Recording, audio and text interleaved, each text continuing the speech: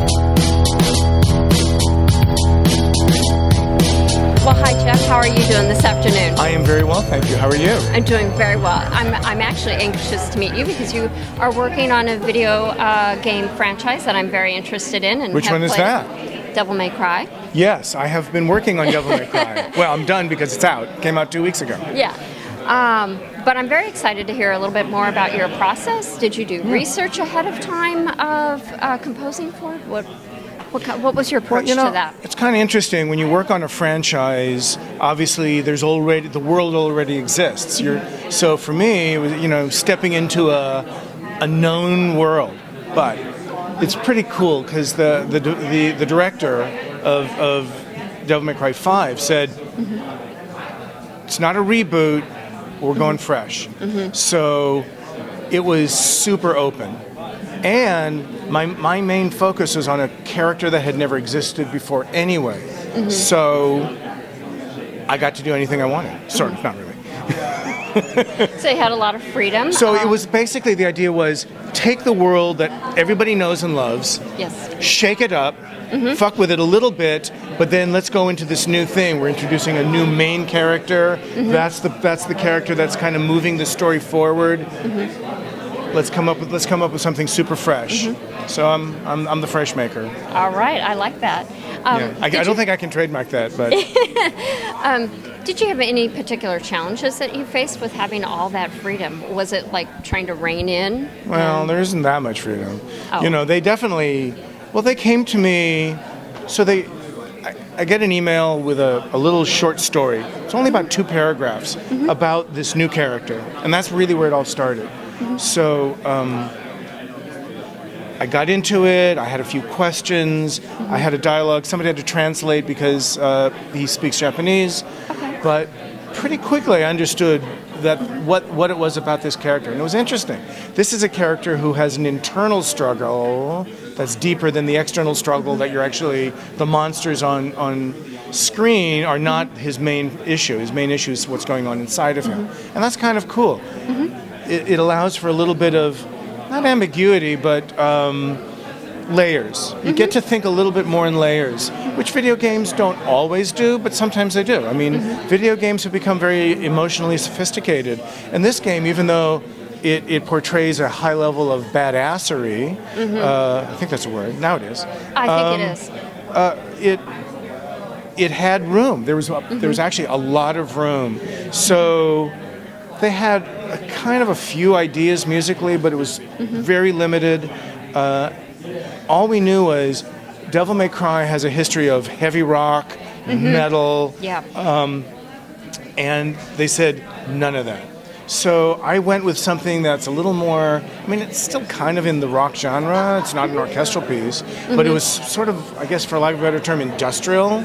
Okay. And, maybe industrial rock, but it was no guitars, which everything else in the game has a lot of guitars. Yeah. And the other characters are sort of represented by this, heavy guitar music. Whereas my character is represented with voices and heavy distortion and, a lot of unrecognizable sounds. There's a lot of, literally I have like power tools and dropping things and breaking things, but made into these hardcore heavy beats, and then from there are melodies and harmonies, and this great vocalist Rachel Fannin, who's just ridiculous, and she was able with her voice to match the level of hardcore, energy that I tried to bring to the music.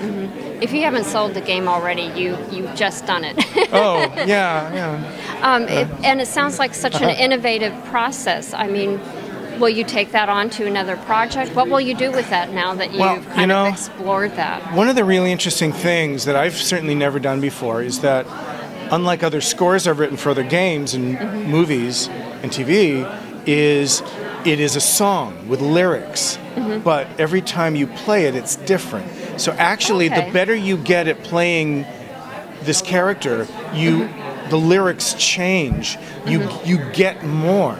And fascinating. That was incredibly complicated technically, not only for me, but also for the programmers who did the game. And so I would be getting these notes constantly saying, we need you to add 2 bars of this, we need you to do this, we need a transition, and now we need 16 bars of... So they kept giving me an ever-expanding roadmap so that in the end, it sounds like a song, but it's actually a massive piece of musical, it's a big musical experience. And that is wild. So that was a kind of a cool challenge. I don't know if that'll ever happen again, at least for me. I don't think of myself as a songwriter, but it could not have been a more fun challenge of sitting and thinking about it lyrically and how to translate this character into lyrics, which I wrote with my singer, and how to produce this entire experience that plays over hours of gameplay, even though it starts as this germ of this song. It sounds so fascinating because you definitely did have a lot of freedom, but you also seem to have to like really contain down into that character's personal struggle and then kind of see that as that core. Yep. Yeah. And you've worked in a lot of different genres. Like you said, you've been in film and television, video games. Do you approach each medium kind of differently, or is it kind of the same approach for you? You know, I think the logistics are different, like the process is a little bit different. Like talking about the game, you know, it's this sort of more modular concept because it's interactive.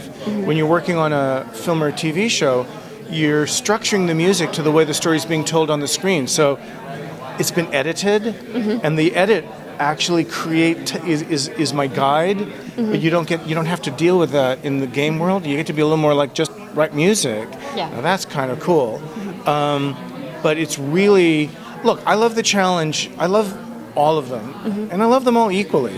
You know, to sit down and score a scene from a film where there's something really interesting happens and it really evolves, and the music has to kind of be subtle and psychological and yet still appeal to the director who wants it to be melodic, or maybe they want it to be not melodic. You know what their expectations are. Yeah. You know, we're always dealing with that. We're always managing expectations. Yes. And I get that. I really do. And the more I do it, the more I understand that they're looking to me to do something that they couldn't think of, but do it in a way that satisfies their hopes and expectations. So, yeah, you know, with a game, you start with this sort of spreadsheet of level 1. Well, there's 20 things that are going to happen in level 1, or that could happen. Get started, and it's literally like a series of checkboxes. Whereas in a movie or TV show, it's more linear. So it's like the story starts here, and it evolves, and it changes, and it moves. And musically, it's like, am I thinking ahead? Am I thinking back? Do I want to tip the audience off that something is going to happen? Am I specifically misdirecting the audience like a magician does? And you get this opportunity to create an emotional experience, and that's the same no matter what. Yes. But musically, there is this difference in working in the linear medium of film and TV versus the real-time experience of playing a game. Yeah. Does that make sense? It does. It does, actually. All right, good. So I appreciate that. Thank you. One more question. I definitely appreciate what you do, and I appreciate what you do. Oh, thank you. What composers bring to our various mediums and our shows and video games, and how can fans show their appreciation back to you? Is it social media following, or going out and well, you know, the best thing you can do is go out and listen to my music. Go on to Spotify, or, you know, Apple Music, or YouTube, and, you know, hear what I've been up to the last many years. And absolutely write to me. I'm, you know, super easy to find on social media, and I love getting, you know, notes, especially when they're nice. You know, trolls need not apply, but exactly. no, I mean, the best thing is if somebody is finds out about me through a particular project and then goes, oh, he did that, and you know, and I do solo work. You know, I've written some solo music as well, and it's all out there, and you know, couldn't be easier to find. So yeah, you know, get to know me. That sounds great. Well, thank you so much for your time. Thank you so much. I really appreciate it.